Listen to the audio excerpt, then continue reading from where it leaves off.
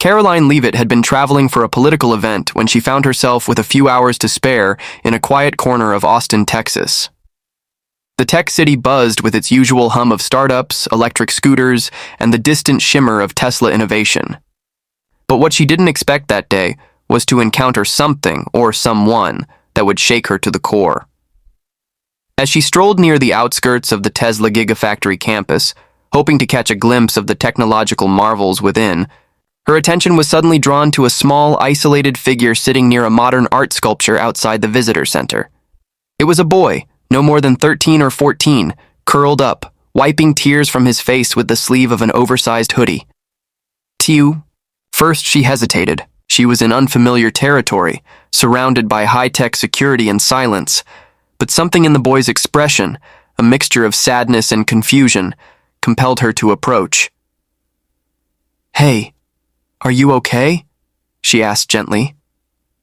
The boy flinched, slightly startled, but looked up. His face, though tear-streaked, carried familiar features, eyes that hinted at brilliance, a jawline that resembled someone very well known. It only took her a few seconds to realize who he might be. Your ex, right?" she asked softly. He nodded reluctantly. XAA12, he said quietly, almost like a password. "But I just go by X now."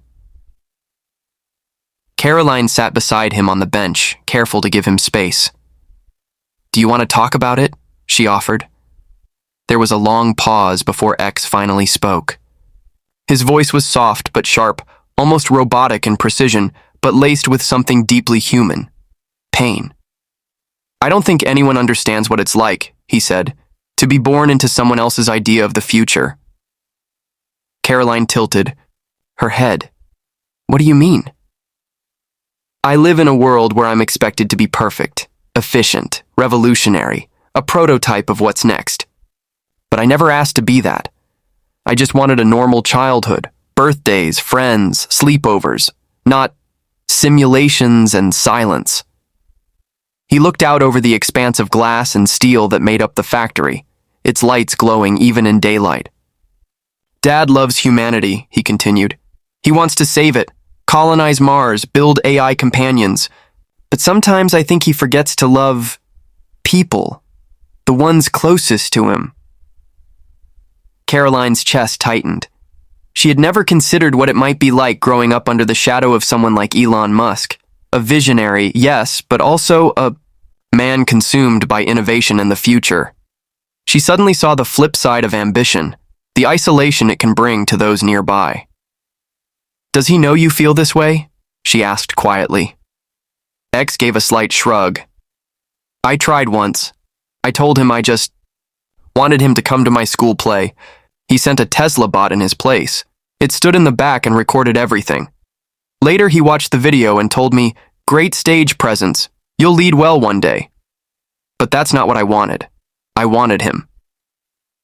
Karoline didn't know what to say. She was used to political storms, rapid-fire interviews, and ideological clashes, but this was different. This was raw, unfiltered. "You must be incredibly brave to say that out loud," she finally said. X chuckled faintly. "I don't feel brave. I feel broken. I watch kids on YouTube making slime and laughing with their parents. I don't even have a real bedroom. It's a pod with white walls and a meditation interface. I sleep with white noise simulations of Jupiter's magnetic field." The silence that followed was heavy. "Do you love your father?" she asked, almost afraid of the answer. "I think I do," X replied. "But I also resent him. He wants to reshape the human race, but I just want him to sit down with me and talk. Not as an engineer, not as a CEO, as a dad." Karoline's eyes watered, and she didn't try to hide it. "I never thought I'd say this, but I think the world forgets that children of powerful people are still just children." X turned to her, his eyes glimmering with something between hope and despair. "You see me," he whispered. "Yes," she said. "And I think many more people would if they only knew what you were going through." He looked uncertain. Would it help anything? It might not fix the past, she said. But maybe, just maybe, it could start a conversation. One that even your father can't ignore. There was a long pause, and then X reached into the pocket of his hoodie and pulled out something that made Karoline's breath catch. It was a small drawing. A sketch of a family, crudely drawn but heartfelt. A stick figure father, mother, and child holding hands under a tree. I drew this when I was 6, he said. Before everything got scheduled, structured. Before I was the prototype. Karoline held the paper gently as though it were a sacred relic. It's beautiful, she said, and it tells more than any machine ever could. As the sun began to dip behind the factory, bathing the scene in amber light, a quiet strength settled in the space between them. You should keep telling your story, Karoline said. Not because you owe it to the world, but because you owe it to yourself, to reclaim the parts they tried to program out of you. X stood up, wiping the last of his tears. His posture straightened slightly, the weight of the moment not fully lifted, but acknowledged. For the first time in a long time, he didn't feel invisible. Thank you, he said, for listening. She nodded. Anytime. As she watched him walk slowly back toward the Tesla campus, Karoline felt something stir within her. She had come to Texas for a routine political event, expecting headlines and handshakes. But she was leaving with something far more powerful, a glimpse into the fragile humanity behind the world's most powerful narratives. That night, as she recounted the story to a small group of trusted colleagues, there was a deep silence when she finished. No one knew what to say. The idea of Elon Musk's son, alone, hurting, unheard, was a stark reminder of how progress, unchecked, can sometimes leave the most vulnerable behind.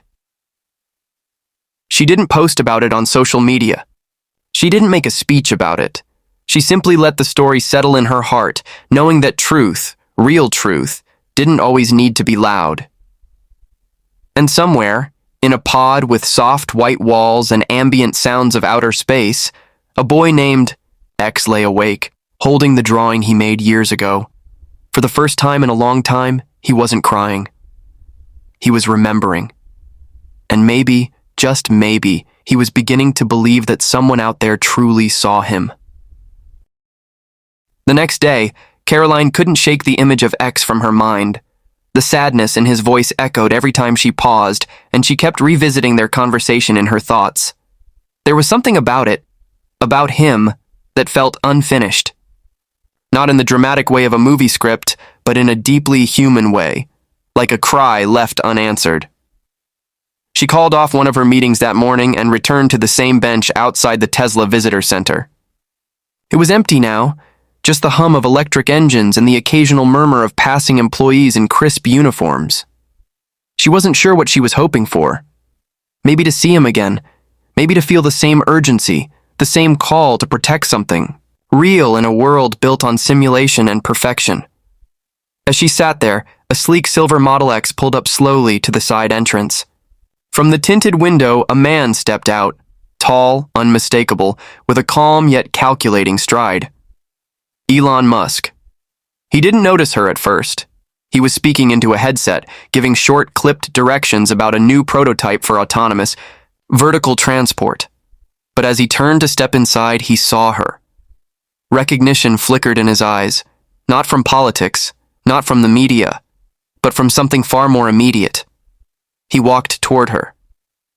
You spoke to X, he said, not as a question, but as a fact. Karoline stood slowly, unsure of how to respond. Yes, he was upset. I just listened. Elon's eyes narrowed slightly. He shouldn't have been out there alone. Karoline took a breath. With all due respect, maybe he wouldn't have needed to be if he felt someone was really listening to him. There was a pause. The kind that hangs in the air just long enough to make two people reconsider the scripts they've been living by. He said something that stuck with me, Karoline continued. He said he feels like a prototype, not a son. Elon said, Nothing at first. But then something in his expression shifted. A small fracture in the armor. Not guilt, not shame. Something quieter. Recognition. He's different, Elon said finally. More intelligent than I was at his age. He absorbs data faster than any adult I've ever met. But he also feels things deeply. That's the part I don't always understand. Karoline nodded. You don't have to understand it completely. You just have to sit with it. Be there. That's what he wants. Elon looked past her, toward the bench, toward the space where his son had cried just yesterday. For a moment, the relentless innovator, the man who dreams in algorithms and rocket trajectories, looked lost in something completely outside of his domain. Emotion. I wasn't built for emotional closeness, he said quietly. My own childhood was, let's say, engineered for survival, not connection. Karoline's voice softened. That's exactly why you have to choose something different for him. Another pause, longer this time. Then, to her surprise, Elon pulled out a small device, an ultra-thin smart pad, and tapped in a note. He glanced at her again. I don't know what this means yet, he said, but I appreciate what you did. For him. She gave a small nod. Just promise me one thing. What's that? That you'll stop sending robots to the school plays. That actually made him smile, a real one. Brief, but genuine. Think I can manage that, he said. Karoline walked away, feeling something she hadn't expected. Hope. Not for a headline or political capital, but for a father and his son. For the spaces in between innovation where love still has a chance to grow. Later that week, whispers began to emerge from Tesla insiders. Changes to Musk's schedule. A 2-hour block every Thursday now labeled simply X time. Rumors swirled. Some dismissed it as a branding stunt, others rolled their eyes. But one afternoon, a teacher at X's private school posted an anonymous note on an education forum. It simply read, Elon Musk showed up today. No entourage, no cameras. Just a dad, sitting in the back row of the auditorium, watching his son perform. He stayed the whole time. The note went viral. People debated its authenticity. But Karoline knew. She didn't need confirmation. She had seen the spark begin to shift. Weeks passed. Karoline got back into the rhythm of her career, but something within her had changed. She began to pay closer attention to the children she met on the campaign trail, their drawings, their questions, their invisible pain behind proud parents and busy lives. She started ending speeches not with policy, but with a simple reminder.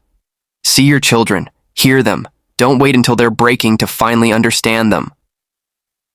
And somewhere in the Tesla compound, X continued to draw. But his sketches started changing. Less loneliness, more color. A father figure that little by little edged closer in each picture. He wasn't fully healed. That kind of repair takes time. But he was no longer just a prototype of the future. He was a boy being given the chance to simply be a son. And that made all the difference.